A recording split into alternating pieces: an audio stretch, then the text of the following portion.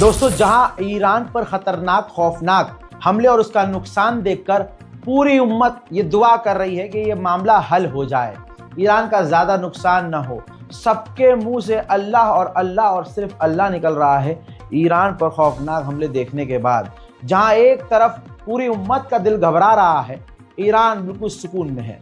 Iran के officials ने पता है क्या कहा है कि अगर हमें दो ऑप्शन दिया गया कि यूरेनियम जीरो कर लो, यूरेनियम बनाना बंद कर लो, या फिर जंग लड़ो, तो ये क्लियर है, स्पष्ट है, और क्लियर कह देना चाहते हैं कि हम जंग लड़ेंगे। हम लड़ेंगे अपने हक के लिए, हम लड़ेंगे अपनी ज़मीन के लिए, हम लड़ेंगे जुल्म के खिलाफ। दोस्तों, ईरान ने ऑफिशियली अनाउंस कर दिया है कि वो जंग में है और इजराइल से वो हार कभी नहीं मानेगा। और ये दुनिया के बेवकूफ़ से बेवकूफ़ इंसान को अब यकीन हो चला है कि ईरान घुटने तो कभी नहीं टेकेगा। ठीक इसी तरह से ईरान के प्रेसिडेंट ने भी कह दिया है कि हम यूरेनियम बनाना बंद नहीं करेंगे। धमकाया जाए, हमें जंग थोपी जाए, सोचा जाए कि हमारा नुकसान हो रहा है तो हम यूरेनियम बनाएंगे। ईरान ने यह तक कह दिया जिससे हलक सूख गया है इजराइल का। ईरान ने कहा कि अभी तक हमने इजराइल के डिमोना न्यूक्लियर फैसिलिटी पर हमला नहीं किया। अगर ये जंग बढ़ती है तो इजराइल याद रखे कि हम उसके परमाणु संगठनों को, यानी खासकर डिमोना को निशाना बनाएंगे। सारा खेल तो ईरान ने खेल दिया। ईरान ने 8-9 दिन बाद बताया कि ये जो इंटरसेप्टर इसके पास बचे हैं वो कितने बचे हैं, कितनी ताकत है, वो कितनी मिसाइल रोक सकता है हमारी इजराइल, हमें सब पता है। हमने उसके इंटरसेप्टर्स कम किए हैं। अभी तो खेल चल रहा था, अभी आगे आगे देखिए होता है क्या। इस बयान के बाद इजराइल टेंशन में आ गया कि यार ये इतना दिमाग कैसे आ गया इनके पास। ईरानियन ऑफिशियल ने यह भी कह दिया कि अभी तो हमारे पास इतनी एडवांस मिसाइल हैं जिसका दुनिया को पता ही नहीं है और उसका हमने इस्तेमाल नहीं किया। लेकिन ये बात क्लियर कर देते हैं कि इस्तेमाल हम जरूर करेंगे। ईरान ने बिल्कुल स्पष्ट कर दिया है। जरा इसको देखिए, मैप देखिए, समझिए। कहा ईरान ने कि इजराइल पर हमला करने से बहुत आसान है हमारे लिए अमरीकी बेस पर हमला करना। वो हमारे करीब हैं, हमारे रडार पर हैं और बेहद करीब, ईरान के करीब जो है अमरीकी बेस हैं। तो हमारे लिए बहुत आसान है, अगर अमरीका कूदता है तो सीधे हमले हम उस पर करेंगे। इसी तरह से हुथीज ने भी वार्निंग दे दी है। हुथीज ने कह दिया है कि अगर मुन्ना इजराइल, अगर तुमने ईरान के ऊपर हमला किया, अमरीका को कह रहा है कि अगर आपने ईरान पर हमला किया तो फिर आपके बेस सेफ नहीं रहेंगे। डोनाल्ड ट्रंप को कितनी बुरी तरह से फंसा हुआ है कि इसी डोनाल्ड ट्रंप ने यमन के हुतीस के साथ लाल सागर में हार मारकर डील करी थी और खुद पीछे हट गया था। उस डील का क्या फायदा? हुतीस एक बार फिर से सामने आ गया और कहने लगा ना मुन्ना ना, अगर आप लोगों ने ईरान पर हमला किया अमरीका, तो फिर तो हम हमला करेंगे। इन्नल मारकत मअल अदुव्व इस्राईली अल-मुअतदी अला ईरान मअ मा यर्तकिबुहु क़ब्ल ज़ालिका मिन इजराम ज़िद्द अश-शअब अल-फ़लस्तीनी व इबादत जमाइय्या व i'तिदाआत मुस्तमरत अला अश-शअबैन अल-लबनानी व-सूरी वल-उद्वान अला अल-यमन ثم اتجه لعدوان شامل ضد الجمهورية الإسلامية في إيران تحت عنوان تغيير وجه الشرق الأوسط، وأن العدو الإسرائيلي يسعى إلى السيطرة التامة على المنطقة وتنفيذ المخطط الصهيوني بدعم أمريكي مفتوح وشراكة أمريكية ويحاول إزاحة الجمهورية। पुतिन के दोस्त पूर्व राष्ट्रपति जो रूस के हैं, दिमित्री, देखिए उन्होंने क्या कहा है। उन्होंने कहा कि एक दिन ऐसा आएगा कि नेतन्याहू तो चला जाएगा लेकिन ईरान बाकी रहेगा। सवाल ये है कि क्या ये सही है कि ईरान के पास न्यूक्लियर नहीं है लेकिन इजराइल के पास न्यूक्लियर है? ये गलत है और ईरान के साथ व्यवहार गलत किया जा रहा है, दोगली पॉलिसी खेली जा रही है। हजारों की तादाद में मोसाद के एजेंट्स को ईरान ने गिरफ्तार किया है, जिसमें ईरानी हैं, अफगानी हैं और तुर्किश हैं। अब एक का कन्फेशन भी लाइव कर दिया है, पब्लिक डोमेन में ईरान ने डाल दिया है, जिसमें वो मान रहा है कि हाँ, हमें मोसाद ने हायर किया था। غیر قانونی از طریق مرز نمروز وارد ایران شدم. اینجا در ایران به اسم یک کارگر ساده کار میکردم. بعد به اسم که به اسم حشرین بود از مزار شریف باهاش آشنا شدم. اونم شغل شبال کارگری بود. सऊदी अरब भी सामने से ऊपर से ईरान के समर्थन में बयान दे रहा है। कहा है कि इजराइल इंटरनेशनल लॉ का उल्लंघन कर रहा है, इजराइल ईरान पे हमला करके इलाके को खतरे में डाल रहा है और हम पूरी तरह से इजराइल की निंदा करते हैं। सऊदी अरब ने 2 साल से सिर्फ इजराइल की गाजा और फिलिस्तीन के मामले में निंदा करी है और कुछ नहीं किया। यही सऊदी अरब है जिसके यहाँ अमेरिका का बेस है और अमेरिका के तमाम एडवांस फाइटर जेट, यहाँ तक कि परमाणु बॉम्बर भी वहाँ तैनात है। तो बड़ा दोगला लगता है मुझे सऊदी अरब के सामने से ये कह रहा और पीछे से इजराइल के साथ है। बड़ा अजीब लगता है अरब देशों का ये दोगलापन मुझे कि इजराइल की आलोचना भी कर रहे हैं और अब्राहम अकॉर्ड में शामिल भी हैं। भले ही सऊदी अरब शामिल नहीं है, लेकिन सऊदी अरब की गहरी दोस्ती इजराइल के साथ है। मोहम्मद बिन सलमान डोनाल्ड ट्रंप का बेस्ट फ्रेंड है। हम गलतफहमी में थे कि हमारा वाला जो है नमस्ते डोनाल्ड ट्रंप करके अपना बेस्ट फ्रेंड ट्रंप को बना चुका है, लेकिन नहीं, ट्रंप भी धोखेबाज है और बिन सलमान भी धोखेबाज है। अरब और मुसलमानों से, बात एक ही, अरब हो या मुसलमान, नफरत इजराइलियों को इन अरब से इतनी है कि चैनल 13 पर एक अरब का बंदा काम कर रहा था, एंकर था, अरब का एंकर, जो कि फिलिस्तीन से तो नहीं कह सकते, लेकिन वो किसी अरब वरब देश का होगा। चैनल 13 का वो एंकर था। इजराइल के जहां हमला हुआ है वहां वो जाकर रिपोर्टिंग कर रहा था, काम कर रहा था। तो वहां आके इजराइलियों ने सोचा कि अरे ये तो अरबी है, ये तो फिलिस्तीनी है, ये मुसलमान, ये तो खतरनाक, ये कैसे, ये शायद अरब का चैनल है, जबकि वो इजराइल का ही चैनल था, चैनल 13, और उसको लाइव परेशान किया गया। और एक बार फिर से दुनिया ने देखा कि भाई धर्म की आड़ में दुनिया में दूसरे नंबर पर अगर सबसे ज्यादा कोई किसी को परेशान करता है तो वो इजराइल है। पहले नंबर पर आज भी हिंदू समाज है जो मुसलमानों को निशाने पर लेता है। בוקר כטב"ם בבניין בית מגורים, עלי מוגרבי נמצא מחוץ לבית. נזכיר, האישה שגרה בבית כבר לא הייתה בו, ואתה איתך שם, אני רואה עוד אנשים, אנחנו איתך, עלי.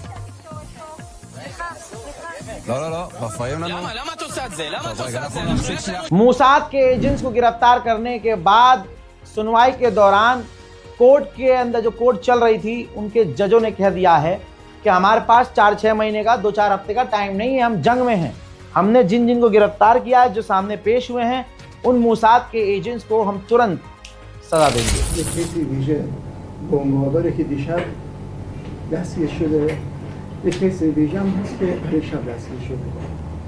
اینا مورد کارشون هم ارتباطاتی هست که لوکیشن و موضوعاتی از اینجا رو فرستادن، پولایی هم بصورت ارز دیجیتال دریافت کردن. اینا آموزش دیده هستن، خیلی موضوعاتشون سفت و سخته.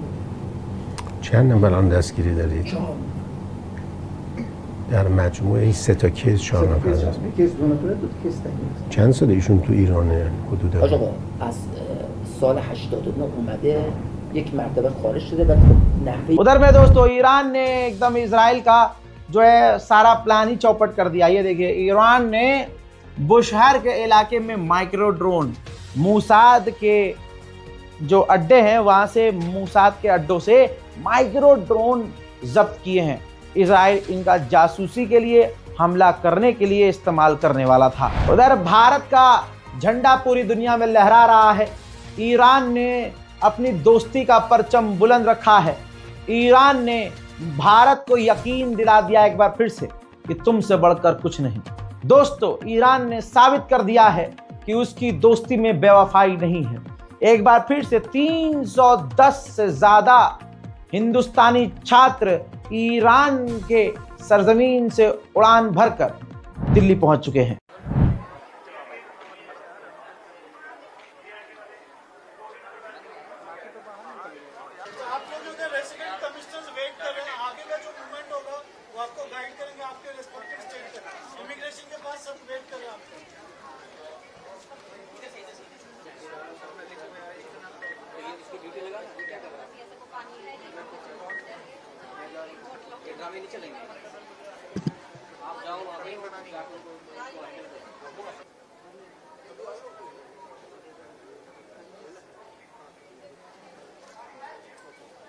वहाँ से आने में तो यानी फ्लाइट्स वगैरह तो सब बंद हैं और इंडियन गवर्नमेंट ने सपोर्ट की है इसमें, यही फ्लाइट्स शुरू हुई है। यानी एक कल आई थी और एक आज आई है।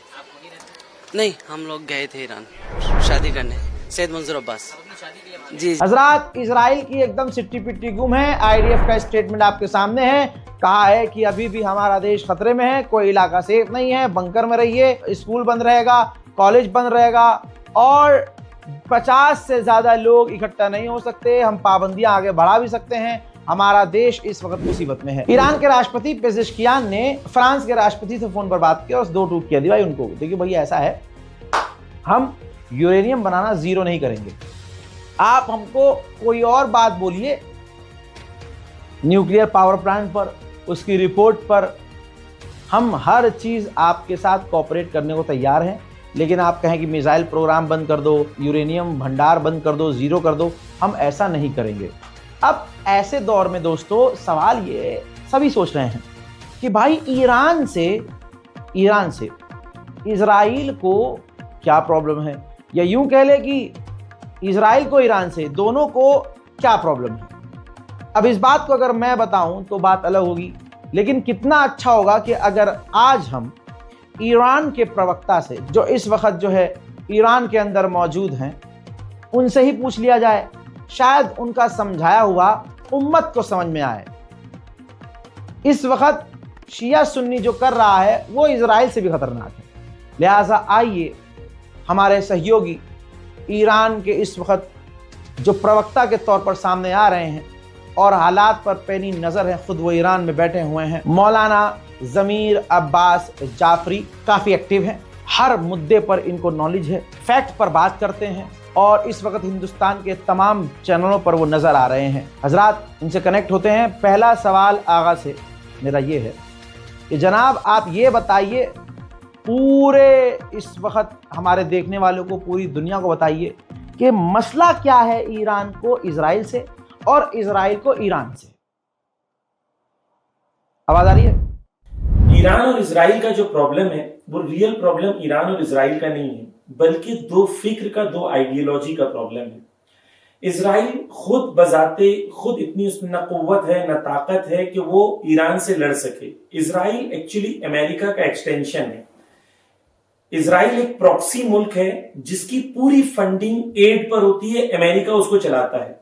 इजराइल के पास जो वेपन्स हैं वो अमेरिका देता है। इजराइल को मिडिल ईस्ट के अंदर रखा गया है ताकि इजराइल के जरिए से अमेरिका पूरे मिडिल ईस्ट को कंट्रोल कर सके। तो यहां पर प्रॉब्लम इस बात का है कि हम मुसलमान के तौर पर ये सवाल करते हैं कि जहां मुसलमान रहते हैं, मुस्लिम्स के पास ऑयल है, नेचुरल रिसोर्सेज हैं, गैस है, वहां पर क्यों अमेरिकन इंटरफियरेंस है। तो असल जंग अमेरिका और जो इंपीरियलिस्ट पावर्स हैं उनके और ईरान के दरमियान है। ये चाहते हैं, अमेरिकन चाहते हैं कि पूरी दुनिया इनके गुलाम बनकर रहे और पूरी दुनिया में इनका हुक्म चले और पूरी दुनिया के रिसोर्सेज को ये रन करें। मिसाल के तौर पर ट्रंप से बहुत पहले पूछा गया कि सीरिया में आप क्यों हैं, तो उन्होंने खुल के कहा कि भाई हम लोग ऑयल के लिए हैं। इराक में क्या चाहते हैं, सऊदी में क्या चाहते हैं, ये पूरे मिडिल ईस्ट में इसलिए बिकॉज इनको यहाँ के रिसोर्सेज को यूटिलाइज करना है। इनके मुकाबले में ईरान एक फिक्र देता है जिस फिक्र के अंदर इंडिपेंडेंस है, उस फिक्र के अंदर यह है कि नहीं हमारे रिसोर्सेज हम यूज करेंगे, हमारे अंदर इंडिपेंडेंस होना चाहिए, इस्तिकलाल होना चाहिए, और एक ऐसा मुल्क है जो इनके तमाम हेजेमोनिक पावर के मुकाबले पे खड़ा होना सिखाता है। बस ईरान की मुश्किल ये है। दूसरी मुश्किल ईरान के साथ ये है कि ईरान पैलेस्टाइन की आजादी को सपोर्ट करता है और फलस्तीन जो है वहां की आवाम को खुल के सपोर्ट करता है। या सिंबाद जो इनके पहले शहीद हुए, इनके जो कमांडर थे, या इनके पहले शेख इब्राहिम यासीन थे या शेख यासीन थे, या दीगर इनके बड़े बड़े टॉप लीडर्स हैं, वो सब कहते हैं कि हमें बिल्कुल पूरी तरीके से अगर कोई कंट्री सपोर्ट करती है तो ईरान है। तो ईरान इजराइल की मुश्किल जो है वो ये है कि ईरान एक आइडिया है, एक आइडियोलॉजी है जहां पर रेजिस्टेंस सिखाया जाता है कि जालिमों के मुकाबले में तुम्हें दबना नहीं है बल्कि जालिमों का मुकाबला करना है। इस आइडियोलॉजी को रेजिस्टेंस की आइडियोलॉजी बोलते हैं। इस वक्त उसको जो लीड कर रहा है वो ईरान है। यही रेजिस्टेंस की आइडियोलॉजी यमन में है, यही रेजिस्टेंस की आइडियोलॉजी गाजा में है, लेबनान में है, दीगर जगह पर है। बस फर्क और दोनों की जंग के अंदर मेन मुश्किल जो है वो ये है तुम मेरे सामने झुक जाओ, और ईरान कहता है सर तो कट सकता है लेकिन सर झुक नहीं सकता क्योंकि हम इमाम हुसैन के मानने वाले हैं। जी बहुत बहुत शुक्रिया। देखिए हमें तो क्लियर हो गया, लेकिन उम्मीद है कि लोगों को क्लियर हुआ होगा। बहुत क्लियर करके समझा दिया है आगा ने। और हम इनसे जो है आवाज़ अगर आप तक पहुंच रही है आवाज़, तो हम एक काम करेंगे, हम आने वाले और अपडेट्स में इसी तरह से आगा से सवाल करते रहेंगे और आप लोगों के भी सवाल इंशाल्लाह लेते रहेंगे। आप कमेंट में सवाल कर सकते हैं ताकि हम डायरेक्ट जो है आगा से सवाल कर सकें। दोस्तों अब बढ़ते हैं आगे की तरफ। ज़रा सोच के देखिए आप लोग, सारे अरब देशों ने इजराइल की निंदा करी है, लेकिन कल तक जो मुसलमान, हिंदुस्तान में बहुत मुसलमानों को पर्सनली मैं भी जानता हूँ, जो जोलानी का पेशाब पीने को तैयार थे। मोहतरम हजरात, इस जोलानी की सरकार ने इजराइल की अभी तक निंदा नहीं की और इजराइल के साथ खड़ा है और ईरान के समर्थन में कुछ बोला भी नहीं। अरे कोई अरब ईरान के साथ नहीं है, लेकिन कम से कम मुंह से खिलाफ तो नहीं है और पूरी तरह से मुंह से आलोचना तो कर रहे हैं इजराइल की। लेकिन ये जोलानी ऐसी गंदी नस्ल का कीड़ा है कि इसने, आप देखिए, उम्मत जहां एक तरफ खड़ी है, ये बंदा अलग। ईरान के कमांडर ने कहा है कि जो भी इजराइल की मदद कर रहा है वो डायरेक्ट और इनडायरेक्ट इस जंग में इन्वॉल्व है और हमारे निशाने पर है। जो भी मिलिट्री एड भेजी जा रही है इजराइल को, वो हमारे निशाने पर हैं और हम हर चीज का जवाब देंगे। رژیم متجاوز صهیونیستی با وجود برخورداری از پیشرفته ترین و پرهزینه ترین سامانه های پدافندی ضد موشکی روز دنیا و پشتیبانی های همه جانبه آمریکا در پی ضربات مؤثر و کوبنده واحدهای موشکی و پهپادی نیروهای مسلح جمهوری اسلامی ایران بخش قابل توجهی از توان راداری و پدافندی خود را از دست داده و با کمبود مهمات و تجهیزات مواجه شده است. هشدار می‌دهیم ارسال هر گونه تجهیزات نظامی یا ईरान के हेड ऑफ एटॉमिक एनर्जी के, मतलब समझिए परमाणु प्रोग्राम के हेड ने कहा है कि जब इजराइल के हमले खत्म हो जाएंगे तो अब हम और तेजी से यूरेनियम और परमाणु पर काम करेंगे। लीजिए, खेल ही खराब कर दिया इजराइल ने। मतलब अब ईरान के पास पूरा मौका है कि वो परमाणु बना सकता है। फिलहाल के इस अपडेट में इतना ही।